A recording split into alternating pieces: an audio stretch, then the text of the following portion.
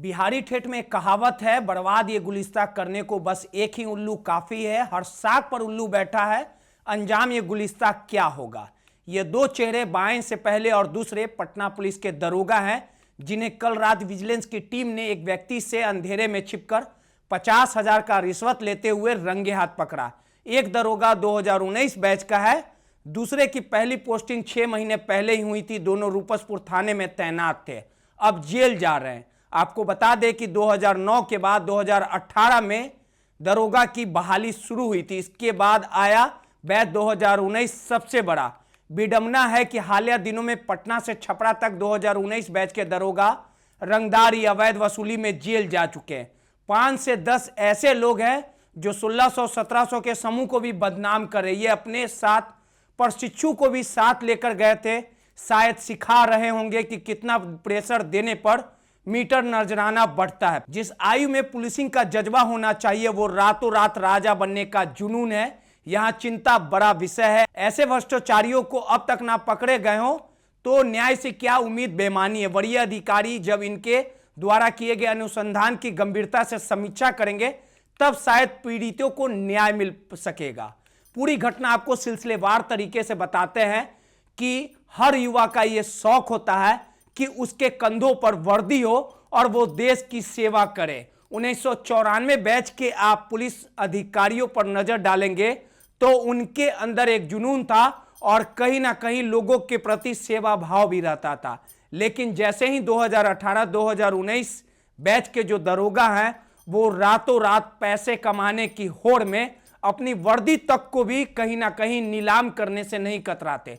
पूरी घटना आपको विस्तार से बताते हैं कि कल पटना में रूपसपुर थाना के 2 दरोगा फिरदौस आलम और रंजीत कुमार को निगरानी की टीम ने रंगे हाथ 50,000 का घूस लेते हुए पकड़ा गया। आपको बता दें कि ये दोनों जो युवा दरोगा हैं जिनकी कहीं ना कहीं जो पोस्टिंग थी ये पहली थी और इसको लेके इन्होंने संकल्प लिया होगा। जब इन्होंने अपने शरीर पर वर्दी पहनी होगी तो इन्होंने संकल्प लिया था, ये कसमें खाई होगी कि जो युवा जो लोग रहेंगे उनको कहीं ना कहीं न्याय दिलाने का काम करेंगे। लेकिन अब आप समझिए कि जिस तामझाम के साथ, जिस उम्मीद और भरोसे के साथ जो आम जनता है वो पटना पुलिस के पास न्याय की गुहार लगाने के लिए कानून का दरवाजा खटखटाती है, लेकिन वर्दी के भेष में ये बैठे दरिंदे किस प्रकार से आम लोगों को लूटने के लिए बैठे हुए हैं। इन्हें आप वर्दी वाला गुंडा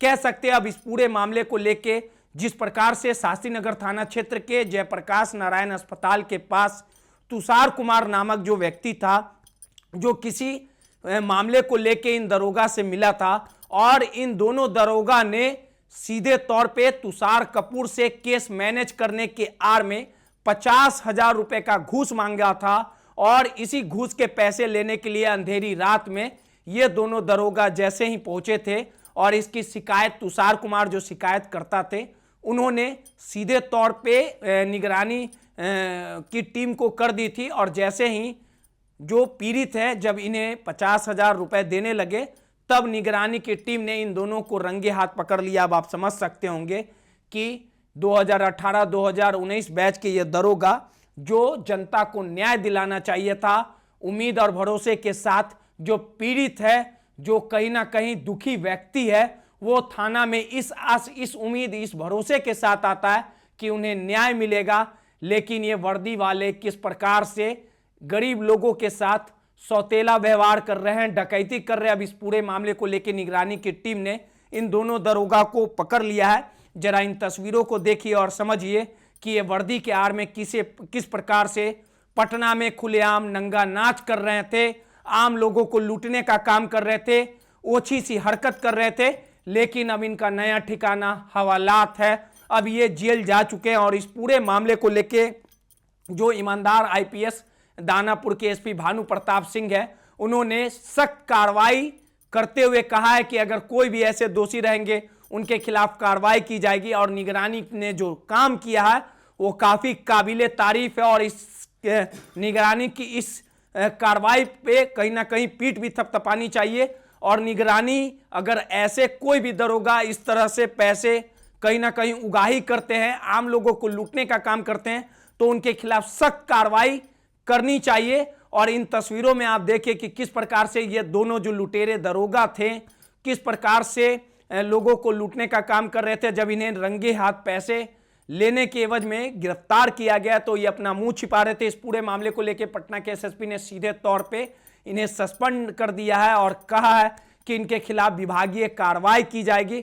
और इस पूरे मामले पे को लेके एसपी भानु प्रताप सिंह ने क्या कुछ कहा है मीडिया से जरा आप सुनिए। के दो दारोगा निगरानी के हत्थे चढ़े हैं, क्या पूरा मामला है? हाँ, रूपसपुर थाना क्षेत्र के दो जो पदाधिकारी थे, इसमें जिनमें एक का नाम रंजीत कुमार, दूसरे का नाम फिरदौस आलम है।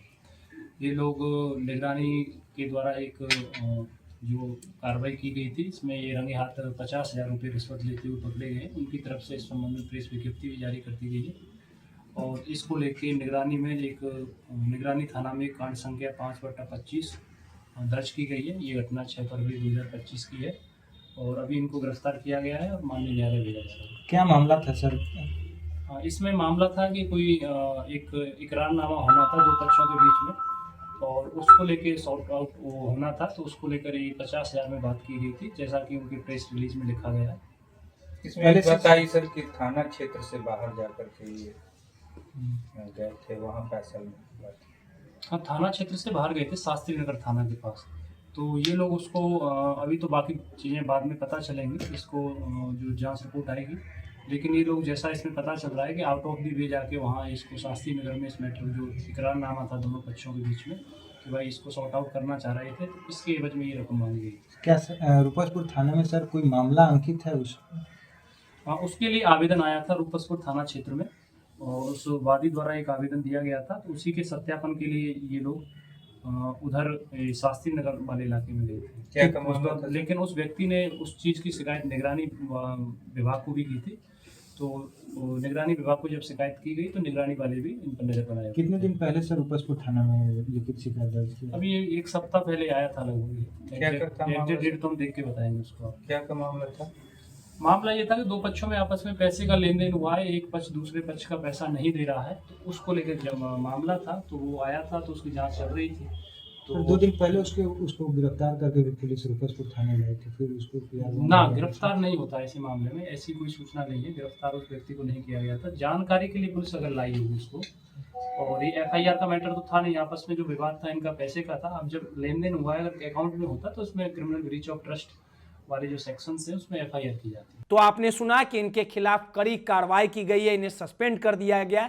सवाल उठना लाजमी है कि जब बिहार पुलिस के दरोगा ही इस तरह की हरकत करेंगे तो कहीं ना कहीं पूरा महकमा कहीं ना कहीं बदनाम होगा। और जिस उम्मीद और जिस भरोसे के साथ कानून का दरवाजा आम आदमी खटखटाते हैं, ये घुसखोर दरोगा कहीं ना कहीं पूरे पुलिस के अमले को बदनाम करने का काम कर रहे हैं। दानापुर से पशुपति और पटना से रोहित कुमार की रिपोर्ट।